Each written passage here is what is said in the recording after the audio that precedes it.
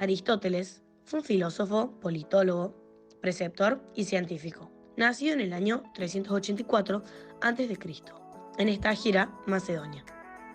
Fue estudiante de Platón en la academia, permaneciendo allí 20 años, y luego, tras la muerte de Platón, decidió hacerse a un lado, evitando seguir los pasos de su profesor, creando sus propias teorías. Aristóteles fundó el Liceo, luego de que el rey Filipo II le encargase la tarea de educar a su hijo. Apartándose de los pasos de la escuela de Platón, en el Liceo existían clases gratuitas y para todo público. Críticas a Platón. Platón tiene un pensamiento dirigido en otro mundo perfecto, no este mundo, sino un mundo de ideas. Aristóteles representa el realismo. El ser se encuentra en este mundo en el que vivimos y nos movemos, este mundo cotidiano. Platón dice que hay dos mundos, por un lado el sensible o el de las impresiones y por otro el de las ideas abstracto. Además de que postula que las cosas sensibles e individuales, como son los objetos, los seres que percibimos con nuestros sentidos, lo que nos rodea, son copias de una idea. A causa de esto, no termina de resolver el problema metafísico, sino que se complica y queda atado al mundo de los mitos, anterior al pensamiento racional y científico. Aristóteles dice que es innecesario crear dos mundos, según el principio que él establece. El número de entes no ha de multiplicarse sin necesidad. Por otro lado, explica que Platón no ofrece una explicación clara y racional, sino que utiliza metáforas para explicar lo que nos rodea. La segunda crítica establece cómo las ideas que son estáticas, inmutables y perfectas son la causa de las cosas sensibles, es decir, de lo que nos rodea, cosas cambiantes y imperfectas. Aristóteles se pregunta, ¿cómo algo que siempre es igual y nunca cambia puede causar cosas reales que sí cambian? Se necesitan cosas que también se muevan y cambian para causar otras cosas que también cambian. Como por ejemplo, la idea perfecta de una casa va a poder crear una casa real en la que vivimos. Se necesitarán otras cosas como por ejemplo un arquitecto, un albañil para hacer la casa real. La teoría del conocimiento. La percepción son los sentidos, el contacto con el mundo. Y la memoria es recordar las percepciones pasadas y así relacionarlas y clasificarlas según su semejanza. Entonces podemos decir que la percepción más la memoria es igual a la experiencia. La experiencia es la forma en nuestra mente de una imagen genérica que nos permite reconocer percepciones similares. Por ejemplo, una imagen de muchos gatos. Uno puede percibir que son gatos porque las figuras de la misma se asemejan a lo que nosotros reconocemos como el animal gato. A esta capacidad nosotros la compartimos con los animales, pero a diferencia de ellos, nosotros poseemos el lenguaje. Este nos permite nombrar las agrupaciones de percepciones y realizar afirmaciones que relacionan conceptos. Por ejemplo, la sandía es dulce y contiene agua. O, por ejemplo, el árbol es verde y contiene manzanas. Las formas de conocimiento. Aristóteles decía que hay diferentes formas de conocimiento. Para él, conocer implica generalizar, y para esto hay dos formas. Una de ellas es a partir de la experiencia, donde uno conoce a partir de eventos vividos. Estos siempre son casos particulares y concretos, donde el individuo no hace una comprensión profunda de las causas. Por ejemplo, como muchas veces carne podrida y esto me hace mal.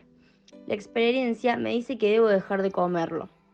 Aún así, no sé qué es lo que realmente me afecta de esta, y al no saberlo, no puedo evitar que lo mismo me haga mal en otros alimentos. Otra de las formas que propone Aristóteles es la ciencia. Esta se da a partir del conocimiento de los principios, y se identifican las causas y busca explicar el ser de las cosas. Esto requiere de dos factores importantes, la inducción y la abstracción. Según Aristóteles, la inducción es la que se da a partir de la acumulación de la experiencia y la misma se organiza y se clasifica según sus semejanzas. Y luego tenemos la abstracción, que también se necesita una comprensión racional, donde se comprenda la forma. En esta se separa lo individual de cada objeto de los rasgos que lo definen de forma común. Por ejemplo, en un bosque de pinos, inicialmente todos me parecerán iguales, pero si los observo detalladamente, todos serán distintos entre sí. Aún así, aunque tengan sus propias características, unos tendrán una forma común de un tipo de especie y los demás serán de una forma diferente. Así surgen los principios que sugiere Aristóteles, que estos derivan de la forma de un ser natural. El filósofo propone que se dividen en diferentes categorías, como especie, que es según los rasgos especiales que los definen, y luego se separan en géneros y así continúa. Para una mejor comprensión procedo a darles un ejemplo. Un animal vertebrado que nada en el mar como un pez y respira por branquias, entra en el género de los branquiados. Pero por otro lado, un perro, que también es una especie de animal vertebrado, respira a través de los pulmones, por lo que entra en el género de los pulmonares. Aristóteles trata de decir al ser de muchas maneras, a lo que él le llama categorías. Primero tiene el ser en sí, in se, a lo que él se refiere como sustancia, o sea, el ente individual concreto. Por ejemplo, esta silla. Otros modos de decir el ser tiene como en otro, in alio, que a él los refiere como accidentes, porque son 9. Tenemos cantidad, cualidad, relación, lugar, tiempo, posición, posesión, acción y pasión. Como ejemplo, tenemos a Albertino. Su sustancia es este individuo llamado Albertino, que mide 1,80 m. Acá tenemos como accidente la cantidad. Es Narigón, como accidente cualidad. Es el marido de Juana, acá es el accidente relación, que está en una aldea, sería el lugar, y es de mañana, tiempo. Está de pie, posición, tiene un sombrero, posesión, está siendo observado por nosotros, pasión, y está sembrando, que sería acción. De todos los sentidos que tiene el ente, Aristóteles dice que el primordial fundamental es el que es, o sea, lo esencial de algo, aquello que está presente en el objeto que hace que sea lo que es y no sea otra cosa. O sea, lo que está en la cosa misma, lo que lo define como tal. En cambio, el accidente puede cambiar, pero el objeto sigue siendo el mismo. La substancia está constituida por 2 factores que Aristóteles llama materia y forma. Materia es aquello de qué, aquello de lo que algo está hecho. Es indeterminada. La determinación la recibe de la forma, que la misma es el qué de la cosa, no la figura de algo, sino que hay que preguntarse ¿qué es esto? La forma equivale a la esencia, y eso es lo determinante, lo que hace ser lo que es. Por ejemplo, determina que la madera sea barril y no mesa de crafteo o cofre. O, por otro lado, lo que determina que la piedra sea espada y no pico o pala. Por otro lado, Aristóteles se pregunta, ¿por qué hay cambio y por qué hay movimiento? Dice que todas las cosas sensibles cambian y se mueven. Por lo tanto, agrega 2 categorías más. El acto, que es la forma realizada, lo actual y lo real, lo que vemos. Por ejemplo, el hierro que vemos es hierro en acto. Y por otro lado, la potencia, que son las posibilidades que tiene cualquier entidad de cambiar, lo que algo puede ser. Por ejemplo, el hierro es casco en potencia, no porque lo sea ahora, sino porque es una posibilidad de lo que puede ser. Si ahora actualizamos esa potencia, entonces ahora dejó de ser hierro en acto y pasó a ser casco en acto, porque tuvo esa posibilidad. Y cambio. El cambio y las 4 causas. Hay 4 tipos de cambio. El cambio sustancial, que sería la generación y la corrupción, por el cual una sustancia como el ser aparece o nace, o por el contrario se destruye y muere. Por ejemplo, la construcción de una casa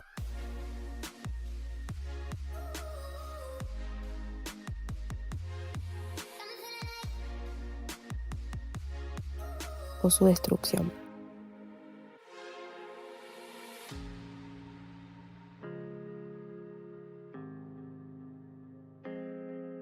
Hay restantes tipos de cambio, son de cambio accidental. El cuantitativo, que es el aumento o la disminución, por ejemplo, el crecimiento de un árbol. El cualitativo, que es la alteración, que sería, por ejemplo, el cambio de color de la arcilla. Luego está el local o el lugar, que lo llamamos movimiento.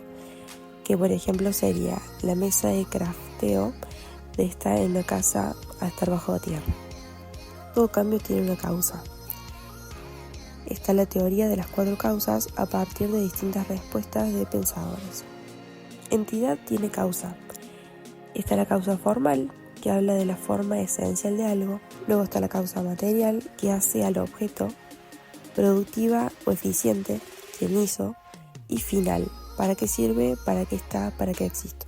Para dar un ejemplo concreto, imaginemos una espada de diamante. Su causa formal sería que es un arma. Su causa material, si nos preguntamos de qué está hecha de palos de diamantes. Su causa productiva es quién le hizo esta espada. En este caso seríamos nosotros. Y su causa final sería servir como un arma eficiente o eficaz para atacar a alguien o defender de los enemigos. La escala de la naturaleza. Aristóteles dice que uno de los 2 principios, la forma o la materia, predomina sobre el otro.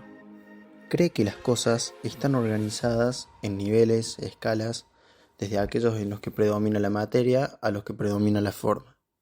El primer peldaño está constituido por los 4 elementos sublunares. Aristóteles lo llama así porque están debajo de la luna, o sea, en este mundo. Por ejemplo, la tierra, el agua, el aire y el fuego, en donde lo material predomina.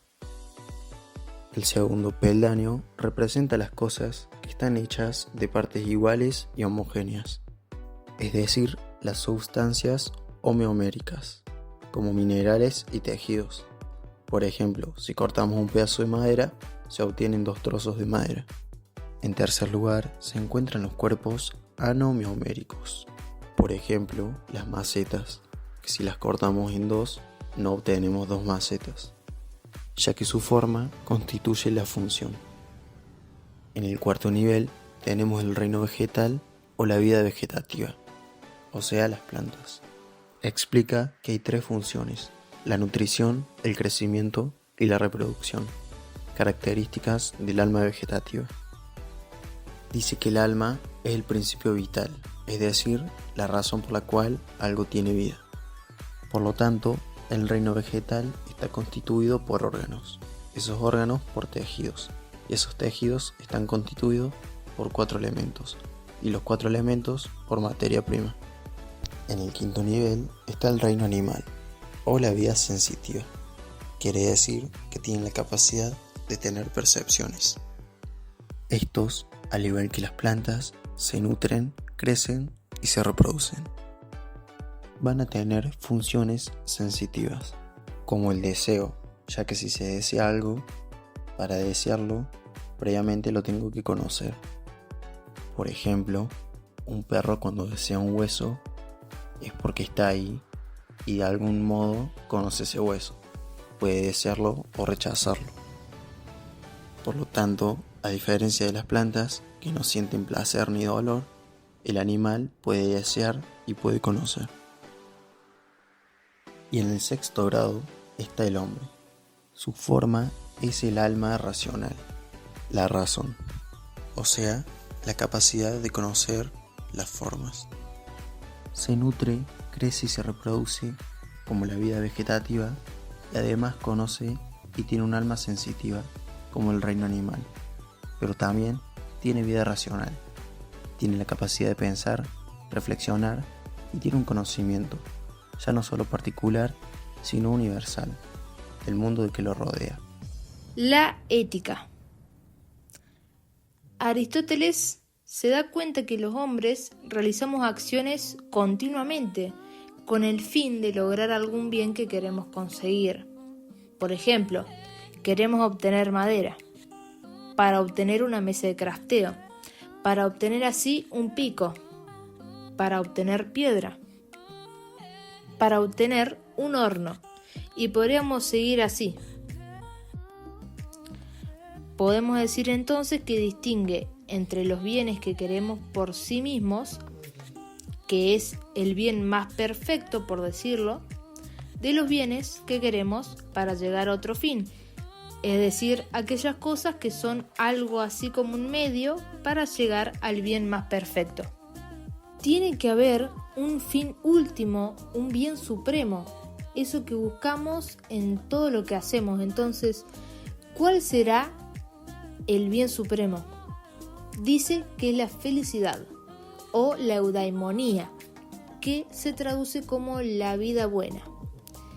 Si el fin último de nuestra acción es la felicidad, lo bueno va a ser lo que me ayude a conseguir ese fin y lo malo va a ser aquello que me obstaculice o me dificulte conseguir ese fin. Pero de acá surge otro problema. ¿Qué es la felicidad? ¿En qué consiste? Algunos creen que la felicidad está en el placer sensible, pero Aristóteles dice que esta es una vida de animales, la vida sensitiva. Otros ponen la felicidad en los honores, pero los honores no dependen tanto de nosotros, sino de la gente que nos lo otorgan, y así como los dan, también los pueden quitar.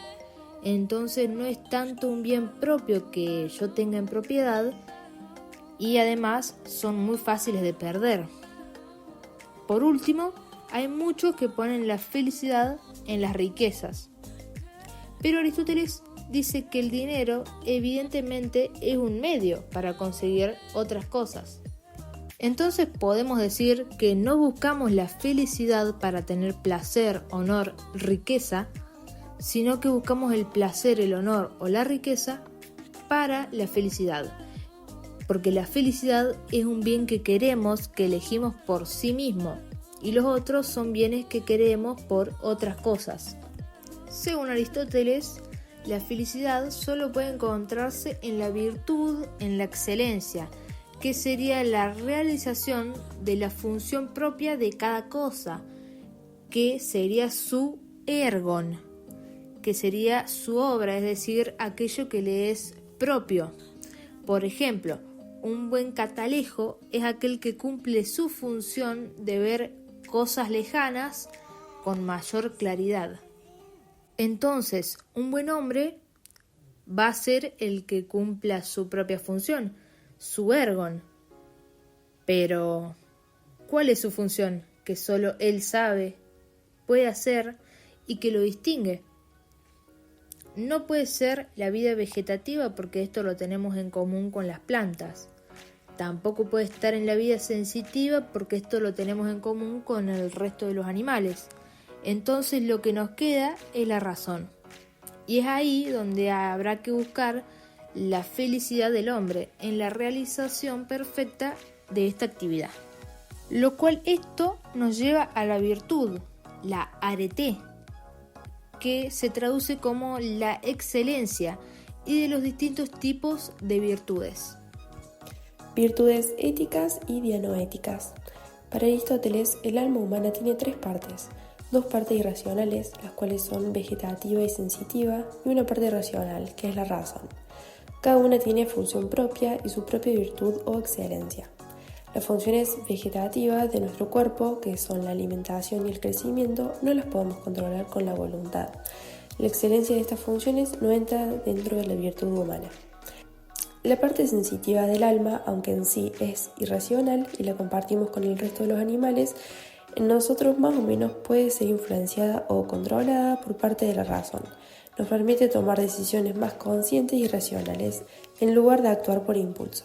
Por ejemplo, cuando nos encontramos con un enemigo, naturalmente podemos sentir miedo al enfrentarlo, pero en vez de actuar impulsivamente, como huir o atacar sin pensar, el uso de la razón nos permite buscar una estrategia más segura para derrotarlo, buscar mejores armas o buscar otro camino más seguro.